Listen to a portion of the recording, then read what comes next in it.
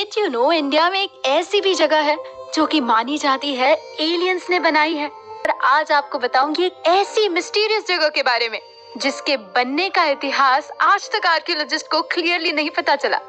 Ellora caves, और as the locals like to call it, वेरुळची लेणी।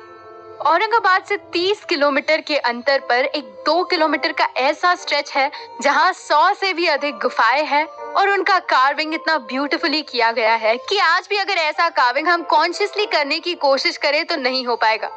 पर आप कहोगे कि ऐसे तो वर्ल्ड हेरिटेज में इंडिया की बहुत सारे मॉन्यूमेंट्स है, बहुत सारी जगहें हैं, तो एलोरा केव्स ही क्यों?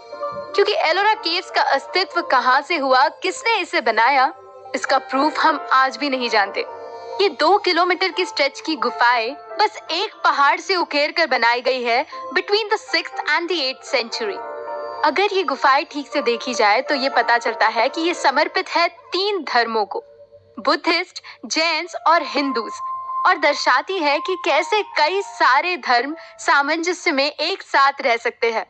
एलोरा केव्स का मुख्य आकर्षण है Kailash temple. This is the world's largest structure carved out of one single rock. Let's talk figures. The complex of Kailash Temple is 164 feet long, 108 feet wide and 100 feet high. ये मंदिर एक अखंड पहाड़ से कार्व आउट करके बनाया गया है, जिसके लिए 2 लाख टन की चट्टान कार्व आउट करके एक ही पहाड़ से निकाली गई। सिंपल भाषा में अगर बताया जाए तो अगर इस पहाड़ से जितनी भी रॉक, जितनी भी चट्टान निकली है, अगर वो सारी एक साथ निकाली जाए तो उससे पिरामिड ऑफ गीजा बन सकता है। तो वाजिब सा सवाल है कि हमारे पूर्वजों ने ये कैसे कर लिया? मैं आपको बता दूं कि आर्कियोलॉजिस्ट का कहना है कि ऐसा कुछ बनाने के लिए कम से कम 100 साल लगते हैं, मगर एलोरा केव्स सिर्फ 18 साल में बनाई गई थी, which is impossible to achieve even today with all the modern technologies put together. अगर थोड़ा सा और मैथ किया जाए तो ये स्ट्रक्चर बनाने के लिए उन्हें कम से कम 20,000 टन की चट्टान हर साल निकालनी पड़ी होगी, which means 55 tons a day and 5 tons every single hour. ये सिर्फ बनाना मुश्किल नहीं था, बल्कि इसको डिस्ट्रॉय करना, इसका तहस नहस करना भी उतना ही मुश्किल था। अब आप सोच रहे होंगे कि मैं इसकी नष्ट होने की बात क्यों कर रही हूँ?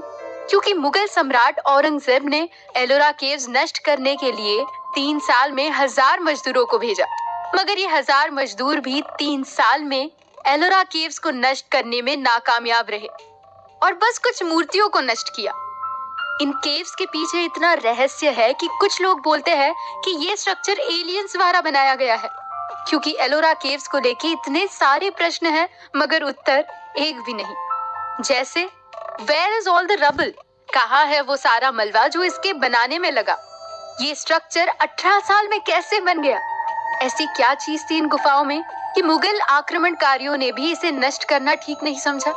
अगर आप एलोरा केव्स के पिक्चर्स गूगल करें तो आप देखेंगे कि ये कैलाश टेम्पल परफेक्ट एजेस के साथ बना हुआ है, जिसका एक द्वार उत्तर में तो एक द्वार पश्चिम में खुलता है।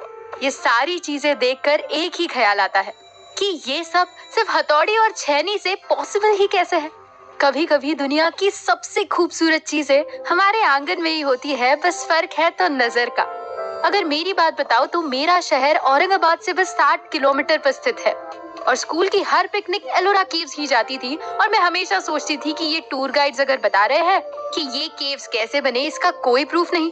मुझे लगता था अरे ये तो झूठ बोल रहे होंगे, वो तो बस इन्हें पता नहीं होगा इसलिए हमें कुछ भी बता रहे हैं। But honestly Ellora caves is something so divine, something so majestic that it's beautifully weird to believe. तो अगर कोई कहता है कि शायद एलोरा केव्स एलियंस ने ही बनाया होगा तो मैं उन्हें गलत भी नहीं ठहराऊंगी।